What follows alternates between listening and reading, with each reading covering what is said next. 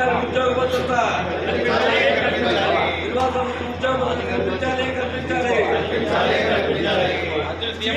మరో 32 మంది చనిపోయినా పర్వాలేదు కానీ తిండి తప్పులు లేకుండా అన్నమా రామచంద్రాన్ని అలవర్తిస్తూ పాసిపెట్టి చేసుకుంటూ సత్యే కన్నా ఇలాగ పోరాటం చేసి చావడమే మంచిది కనుక దానికి అందరూ సపోర్ట్ ఇవ్వాలని మరొకసారి విజ్ఞప్తి చేస్తున్నటువంటి రైతు జయప్రదం అవ్వాలని దానికి జయప్రదం ఉన్నందుకు మనం అందరం కూడా సహకరించాలని ఎట్టి పరిస్థితుల్లో స్టీల్ ప్లాంట్ ప్రైవేట్ పరం కానివ్వమని మరి ఇది పోరాటంతో సంపాదించుకున్నటువంటి ప్లాంట్ 32 మందిని బలిదానుకొని